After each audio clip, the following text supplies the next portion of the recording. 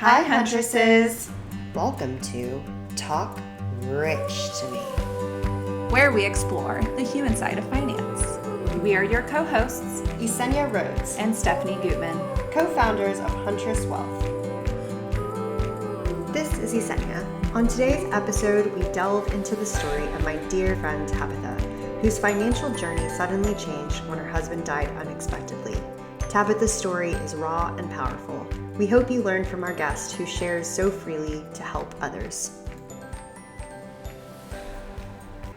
I would like to start off by just asking every person that is on our show how they got here and how they specifically got in this chair. So maybe people won't always be sitting in the same room, but I'm so lucky to have you in the same room with me. Oh, thank you, Yesenia. Same here. I just got lucky with my neighborhood. I'm from Portland, Oregon, and I moved after my husband, Josha, passed away in a freak accident. He was 42 at the time. So major life disruption, and I needed a change of scene. Narrowed down where I could live to anywhere with central time, better weather than Portland, and at least one person I knew, and that made the decision of Austin pretty easy. I have 3 cousins that live here. Got into this neighborhood and met you, and have been talking about this concept with you pretty much since we met. Yeah, I know. It's super exciting. I'm happy that you're here. I know that one thing that I love that you say is you were fresh off the Subaru. Fresh off the Subaru. And yeah. As the person that I am, I Still attacked you it. while you just got off the Subaru. Still driving it with my expired Oregon plates that the constable has assured me I cannot get pulled over for. So, you've had come that and get me, conversation? Texas. Yeah. I got permission from the constable at the neighborhood night out event, which is just such a Texas event, by the way. We don't do things like that in Oregon. Your first responders come, police, firemen, fire people, EMTs, and you get to meet them, tour their vehicles. It was amazing. But I met the constable, and I was like, can I just double check this law I'm breaking with you right now, and you let me know if it's okay or not? Questions? He's also the constable that asked me and my longtime best friend and roomie, Morgan, who's a woman also in her 40s, what the nature of our relationship was. Did he ask just like that? He goes, so what exactly is the nature of you two's relationship? Wow. Only in Texas. Only in Texas. Would someone be so forthright to be like, are you guys lesbians? Let's cut to the chase. Are you guys in a relationship together?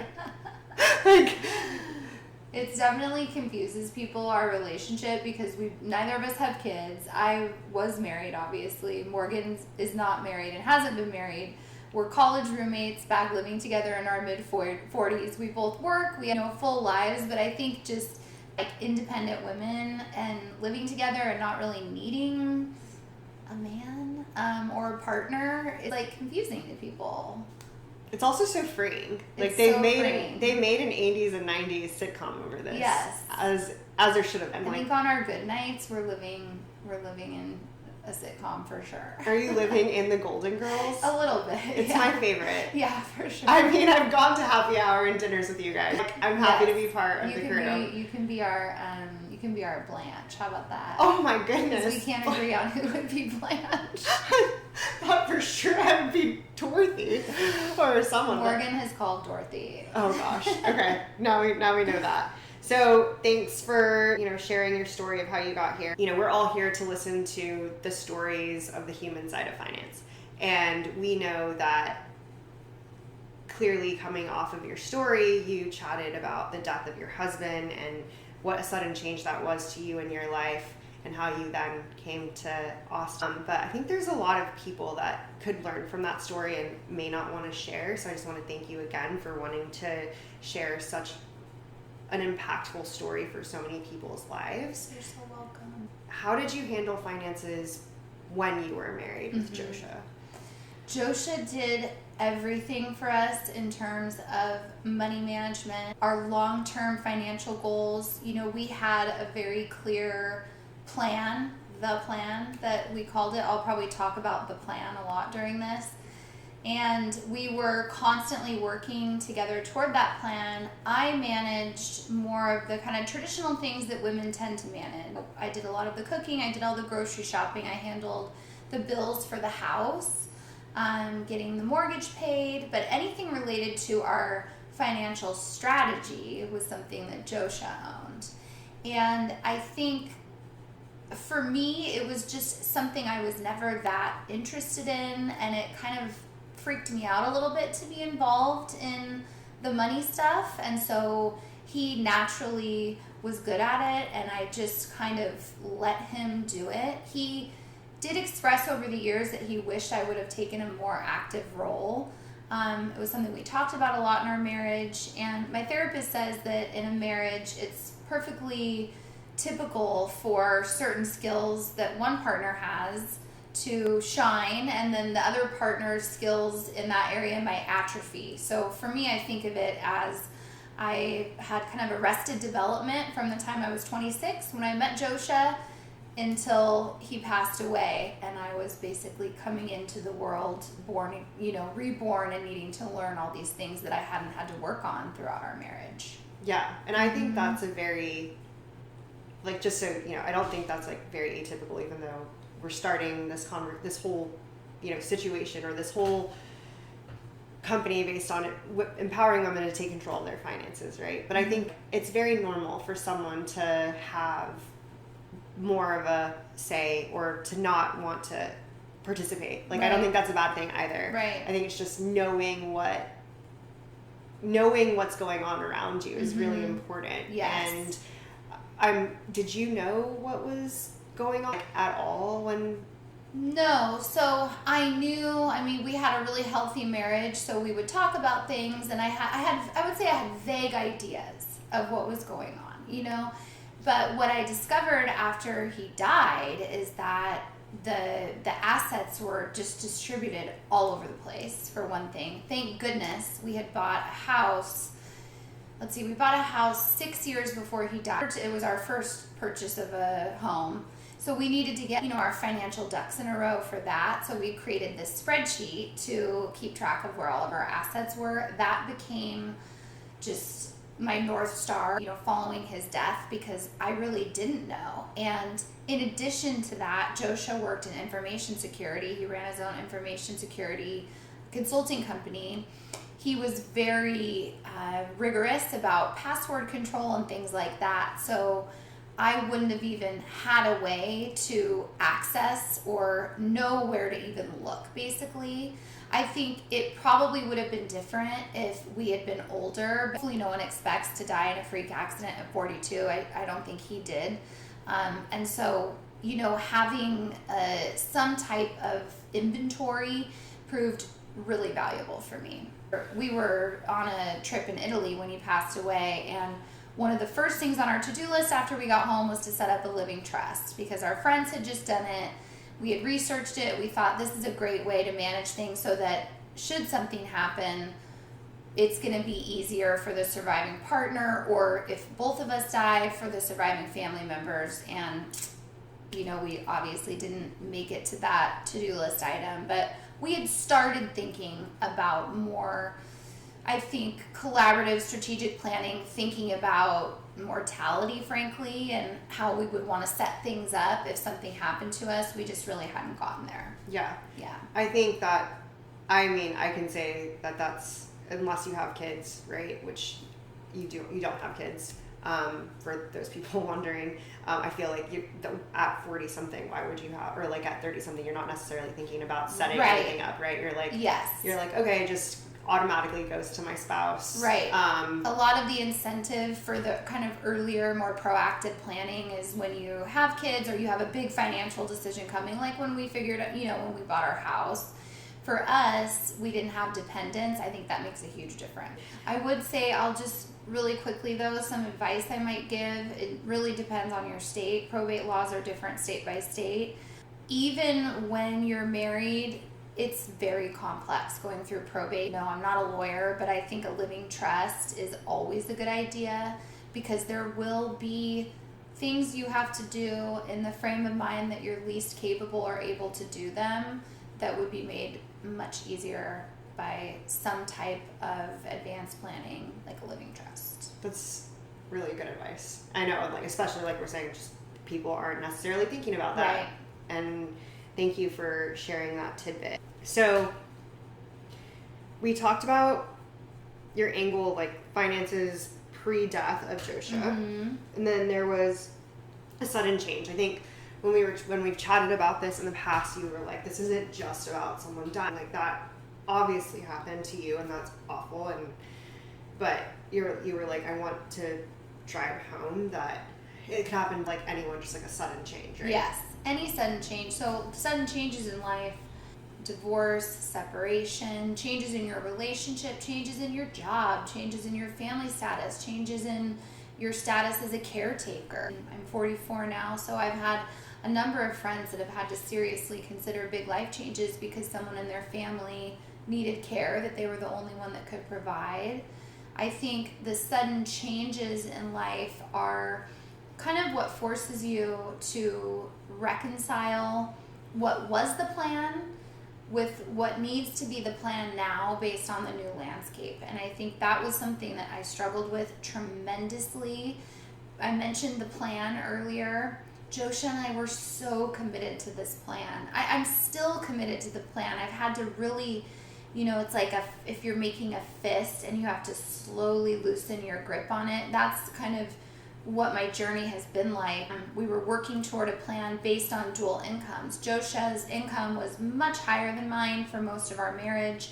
So we had visions that were based on that. So that was one thing that I really had to accept, is that as well as I might be able to do, I'm never going to make up for what he was making or what we were making together in the life that we had planned.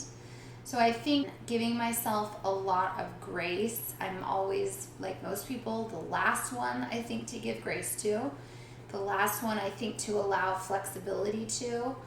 But taking the perspective of grace and flexibility and letting myself come up with a new plan. It's bittersweet because it feels very life affirming to have a vision for the future and to have a new plan, but it's always going to be a plan that I didn't really want to have to make. And I also think that a lot of times when changes happen, whether it's death, separation, caretaking, health, whatever it is, you probably didn't want to have to deal with that. Do you mind sharing what the plan was? The plan, I love sharing what the plan was, so thank you for asking. The plan was to buy a mountain house. Joshua, although he was born and raised in San Francisco, he was the most Oregonian of Oregonians I've ever encountered. He loved snow sports, he loved Mount Hood, and that was kind of the first part of the plan, was to buy a mountain house that we could have all of our friends and family come visit.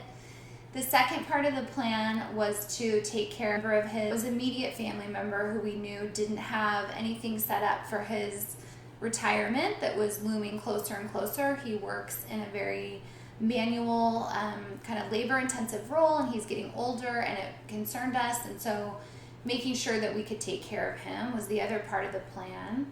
And the other part of the plan was kind of more focused, hopefully came with financial gain, but we both were very committed to our careers and achieving excellence in our careers, which we hoped would come with financial gain, but I think we were committed either way to chasing that part of the plan. You said you're still committed to the plan. Yes. What has changed about the plan? I have let go of the mountain house. Okay. I have not really been able to enjoy snow sports since he died. And as much as I love Mount Hood, if money grew on trees, sure, give me a house on Mount Hood. But I've relocated to Texas. Y'all have no mountains here. So I've let go of the mountain house. I think the other two components of the plan are still things that I'm really committed to. Yeah. Yeah. So,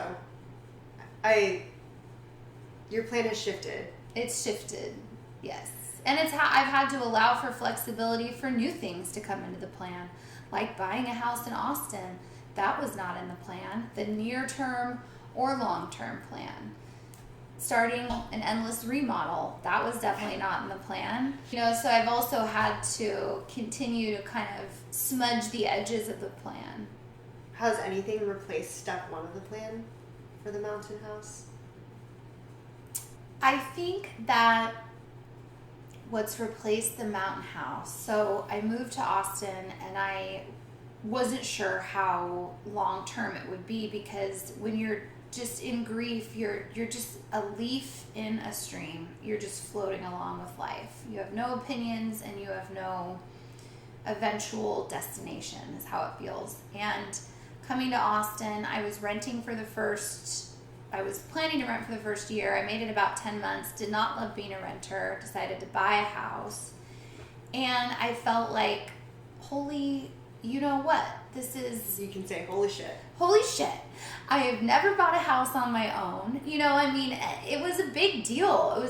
It's been an incredibly empowering and on the same side of it, disempowering experience. But the feeling of buying my house, making it how I want it, building something that's mine, and then the community that comes with that. Community was always really important to us in Portland. I have so many close friends and family that live there. I knew I wouldn't survive here without that, and I wouldn't thrive either. And so I think what's replaced the mountain house is this vision of this place that I made, that it's just mine. And everything is the way that I want it to be. And I didn't have to ask anyone. I didn't need permission. I only needed permission from myself. And the amazing friends, neighbors who were coming in and out of the door all the time. It's like that image of a crowded table. And I think that's what's replaced the mountain house. I can say you've achieved your goals. I love going to your house.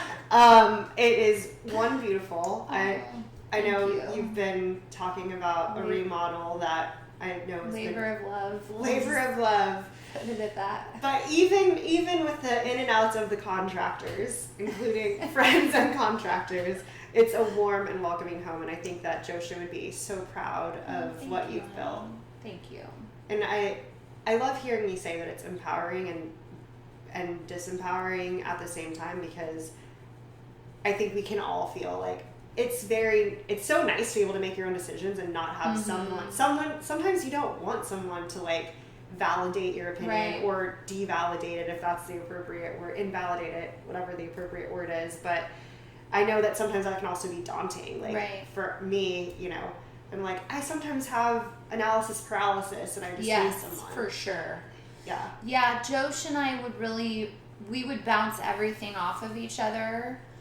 And I have found, whether it's with, more tactical things like the house or more strategic things like our finances, our investments, our portfolio, it has been really hard to not have that person to say, hey, do you think this is a good idea? The closest I've been able to get is just continue to meditate on who he was as a person, what his values were, what mine are, what our shared values remain, and try to keep my decisions as close to that as possible. So the plan 2.0, as you might call it, is actually really helpful. When you have to make sort of shorter midterm decisions, it's always helpful if you're looking right across at the horizon and walking in the same direction. Yeah, so beautiful. So when it comes to finances, have you found like a trusted advisor, or how have you dealt with that now to have that validation point?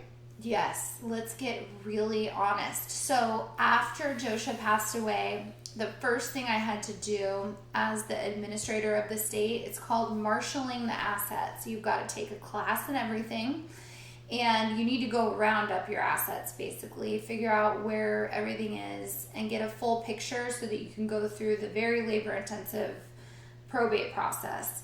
In that process, I was getting a lot of outreach from a financial institution where we had a pretty sizable set of investments. It was a little bit of a mix of stocks. There were some IRA funds. There were some other accounts. We both ran businesses, and he ran his business banking and financials through this institution.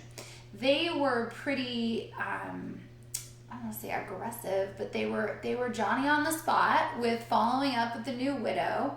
Found it super irritating at first. Finally agreed to get on the phone with them, and they were basically in 15 minutes able to point out some imbalances in our portfolio that were already costing me a lot of money. So I took it bit by bit. I saw how they did with that initial batch of investments and funds. And then based on that performance, every 6 months or so, I would check in with him. And as I marshaled the assets, I was rounding up other assets from other organizations, and I would move things over. And I really didn't like this guy, and I still am not sure how I feel about him. He doesn't have, I think you said, he doesn't have great bedside manner. Yeah, he doesn't have great bedside manner. He's also done really well. He understands when I talk about things in terms of the plan. He gets what I'm talking about. He really understands what my long-term plan is for myself and how important it is for me. He also knew Josha, which I think gives him a little bit of a leg up on the competition. But in any case, I decided to hire him as my financial advisor. It was a tough decision because Josha was very against paying a financial advisor. He wanted to do it all himself. And it took me a while. It took me about a year and a half to forgive myself for the need of a financial advisor. I was never going to approach finance and money stuff with the same rigor and discipline that Josha did. And so I think it was really worth it for me. So that kind of calls back to the flexibility I talk about. Is it's really important to be flexible with yourself. It might not make sense for you today to have a financial advisor, but forgive yourself if at some point it does make sense. So that's what I've done. And does your advisor manage your whole portfolio now? He does manage just about the entire portfolio. There are a couple of 401k type things that are, with my current employer, but for the most part, yes, he manages the whole portfolio. I would say as an add-on to that though, depending on the financial advisor and the institution, they're going to have certain thresholds of the value of the portfolio or investment that you have to meet. This one made sense for me once everything was kind of collated. Depending on the person, maybe a financial advisor doesn't make sense, or maybe it's a different advisor focused on different levels of income. Yeah, I know. I think what me and my business partner believe in is frankly that you should have, we do believe in financial advisors. We believe that they should give you advice. We believe that everyone should receive advice, to be honest, or education and consult. Right. But as far as Huncho, most of what we're talking about is if you have $1 million plus, go see a financial advisor, get a financial plan. And really the ethos is that we don't believe that anybody should pay more than 1% of their entire investable assets on financial advice, including us. So we are having, my business partner said this the other day and I thought it was so provocative and I was like, wait, stop please. But she was like, we're beyond the buy the latte conversation. And I was like, wait, what? That's terrible. And she was like, no. It's not that that's not a valuable conversation. That is a totally valid conversation. Buy the latte is yes. But when you come to Hunter, it's not about us setting your budget. Right. You should have at least $100,000 in investable assets, whether that be, it could be inside of your 401k, that's all fine. But the idea being that we don't want you to overspend. There's a lot of cheaper resources out there for budgeting. And it's a very valid and good conversation of whether you should buy the latte or not, but we're buy the machine. That's where we want you. We want you to be able to buy the machine. You buy might the latte, be talking me away from my guy I don't really like. Let's see how this goes. Yeah. Don't mean to do that. I'm sure he's great. Bad bedside manner, but it seems like he's really helped you. He's helped you through. I mean, like you said, here's another thing that we were talking about. When you need a financial advisor, and what we do believe at hunters as well, is like a sudden change. Because 100% you don't know what's happening, what your plan has suddenly changed. You're not thinking clearly all the time. Right. And it's just like sometimes you just need someone to help you guide you through that, especially when you get into a large, when you are starting to manage assets that you didn't think you were going to manage before. Right. And it's, I would say, especially with something like Huntress, what I love about it is that it's accessible for different levels of income, for one thing. I think that's so important, that it's focused on information and education and empowerment. It's not set up to say, no, you can't have that, or yes, you can have that, because ultimately it's your money, it's your investment, it's your decision. And I think a good financial service or financial advisor is one that helps you feel informed enough to make those decisions on your own. Yeah, I agree. There was a term that you used that I honestly had never heard before. You were marshaling the assets? Yes. Is that a term, like a legal? Yes. Okay. That is what you do when you have become the administrator of the estate, which can happen in a variety of different ways. In my case, I was the de facto administrator of the estate because I was the wife. There were no dependents. There were no inheritors. As simple as our probate seems like it could have been, there were no debtors to be paid, or creditors. Yeah. It was pretty cut and dry. But even with that, it took 2 years door to door to close probate. So part of the responsibility of the administrator is to go out and find those assets, and no one is going to help you do that. There is no government agency that is going to call you up and say, hi, Miss Calhoun, we know your husband died. Do you need help tracking down where all the weird old 401ks from employers 15 years ago are? No one's going to do that for you. You have to do it for yourself. Okay. And that makes you a marshal, and you should get a badge. Oh, gosh. Yeah, I had honestly never heard that. When you said it, I was like, put a pin on that. So your relationship with finances has changed. I do want to ask, do you feel more confident now? I know that... I do. I feel a lot more confident. I think the confidence has been won not necessarily through results, but through having to face decisions that I never thought I possibly could or would have to. And the decision comes, I make the decision, right or wrong, and the decision passes me by and I'm still standing there. And I think that is what's given me confidence. I've definitely made some mistakes or things that I guess are hard for me to sleep with at night. Certainly things that I've done that I don't think Joshua would have done. But he's not here to have to kind of sift through this reality, and so I have to take that into account. That's the grace and the flexibility. Yeah. So the last time we spoke, you talked about the urgency of death. And yes.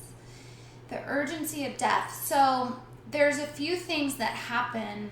One is your lover, your soulmate, your roommate, your partner, your best friend, your whole plan for the future. Everything is just blown apart. And then there's the logistical urgency of death, which is like, what do I do about them, their family, our home? We had a house we lived in, we loved our home. People are asking you questions. Are you going to sell the house? I would get inundated with questions. I mean, this is 2 weeks, 3 weeks starting after he died, and I was like, I don't fucking know if I'm going to sell my house. I don't know how I'm going to keep breathing. And then there's all the admin and things you need to file, and it feels like you should have forever, but in most cases you really only have 6 months to 24 months to get this stuff done. So there's an urgency even in that phase where you're just a zombie and you are operating with no speed, and yet you need to make urgent decisions. And another layer of that was our financial landscape. There were assets. We had one asset it was very imbalanced. So a huge amount of our total net worth was in basically one asset. And it was something that I imagine Josha had been planning to make some changes on. I'll never know. But by the time I got around to looking at it with the bad bedside manner, BBB. I hope he listens to this. I'm not gonna lie. I really had lost a lot of, Yeah. it had not been advantageously arranged, and so that's kind of the urgency of death. It's like multiple layers.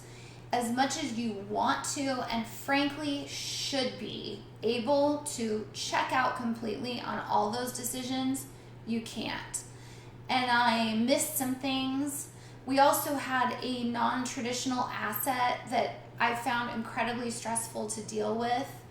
It's something that I know that Josha would have wanted me to keep forever, and I'm sure, in moments it definitely still stings. I just have to remind myself that all of your decisions, whether they're financial or otherwise, the context that you make them in is everything. The context that you make the decision in is just as important as what the outcome is, in my opinion. And so for my own sanity, comfort, and just ability to control my financial destiny, I parted ways with a non-traditional asset. We'll never know how Josha would feel about that. He had a similar situation. We were living in San Francisco. This was in the mid-2000s. He had a friend who needed 5 or 6 hours of work on their little burgeoning startup, and they were going to trade him something like a basis point to do this work. We were having a cozy night. We were watching Deadwood. We were ordering pizza from Amici's, and he was like, "No, babe, I just want to stay here with you. I'm going to turn it down." And then many years later, and I'm so excited for this friend and founder, but that little cozy pizza night would have been worth a lot of money. A lot of money. There you go. Game-changing money. So, whoops. We all make investment decisions and choices and mistakes. And We all make choices and mistakes, but those choices are informed by the context. And I don't know, maybe it's a little cavalier, but at this point, I would rather have the time with him than anything else. Absolutely. Is that your number one piece of investment advice? I think so. I think my number one piece of investment advice from my perspective and what I've been through is to acknowledge that you're going to make mistakes, acknowledge that the context is everything and that it's going to change, and that you need to approach yourself with grace and flexibility, and don't dwell on things. There's so many fluctuations day to day. I don't look because I don't think it's healthy for me to pay attention to all the money I'm losing or gaining in a specific period of time. I'm in my earning years and I have a plan for the future. I kind of know where I'm headed, and I just need to let myself off the hook from the day-to-day ups and downs, peaks and valleys. So I think keep your eye on the North Star and don't worry too much about the bumps in the road along the way. I love that. Okay, so I want to acknowledge that we've talked a lot about your career and how that's part of your plan. That's still part of Plan 1.0. That's part of Plan 2.0, yes, which we've talked about. That was the third bullet point, if I remember correctly. What do you do? Do you mind sharing with our listeners? Absolutely. I am a DEI leader, so diversity, equity, inclusion, also belonging, engagement, talent acquisition. So I work in kind of a hybrid HR leadership role. Deal with a lot of money talk, frankly, at work, because pay equity is a big topic. So it was funny, when I first moved to Texas, I wasn't sure what to say when people asked what I did for a living. So I would always say HR, and that was just code. But when I really want to, be honest with someone and I talk about DEI and they say, well, what does that mean? And I say, I'll just pick whatever demographic they represent. If they're older than 40, if they're left-handed, if they're, whatever it is, a woman, if they're non-white, I bring it back to pay equity because I think that's like a pretty universal theme for folks. So making sure that you get paid the same amount of money for the work you do, no matter what you look like, where you're from, how you grew up. It's how good you are at the job, and that's what matters. So things like equity and finance are really important to me professionally and just as a person. I mean, as a person who's starting a DEI company, I'm like on LinkedIn. I was like, I don't know what to put as my headline. And I was like, you know what? Embracing DEI, because we are in a time right now where it's like on the, I don't know what to say, like how to explain it. It's like on the fence or on the... I think it's a concept that has been, I think that would be another conversation, but it really comes down to equity. Equity is ultimately the question of all work related to DEI, which is the concept of accepting that based on where we're born, the color of our skin, our ability, our religion, socioeconomics play a huge role in that. We don't all walk the same path to get to opportunity's door. So the work of DEI is to level the field, level the path, make sure that we're all walking as unobstructed as possible based on who we are as a person, right? Because there should never be a brick wall on your road just because you're a woman. That's not equitable. Yeah. I mean, absolutely. I think women should have equal power in finance to then get equal power in life, because money makes the world move, if we've learned anything from the last election cycle. Yeah. And there are some crazy stats out there, but women, frankly, don't step into their power. And I've been guilty of this, of just like not understanding like how I should ask for pay raises or how I should, invest, because you get left out of certain conversations, right? Well, it's very intimidating, and you're a Latinx woman. Yep. And so a lens we all have to take is, what are the preconceived notions and stereotypes and biases? So as a Latinx woman going in and asking for a raise, are you going to be spicy? And is that now going to impact your ability to earn, your performance, your long-term stability at the company?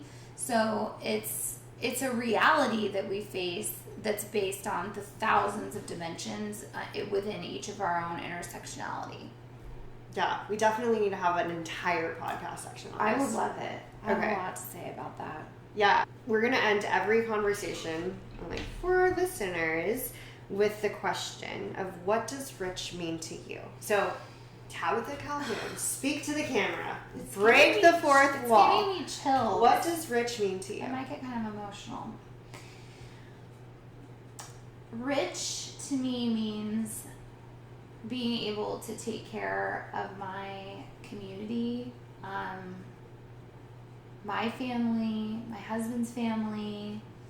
We didn't get to have our own family, so I've been graciously absorbed into many others, and I think the health and wellness of my community is the most important thing to me. You know, whether it's being able to give a gift or do something more substantial for support for one of my nephews or my brother-in-law or my parents or my bestie's kids who I'm very close with. To me, richness comes from the benefit that I can bring to others. And I think the Mountain House, the Plan 1.0, the Plan 2.0, ultimately the message that was in all the plans was community. So to me, rich means being able to take care of and give back to my community. Thank you. Thank you for sharing your story. Thank you so much. This was really fun. Can't wait to have you back on for DEI Talk. Yay! We did it! This is Talk Rich to Me. You've been listening to Talk Rich to Me, a production from Huntress Wealth. For more chill takes on finance, sign up for our newsletter at huntresswealth.com. That's HUNTRESSWEALTH.com.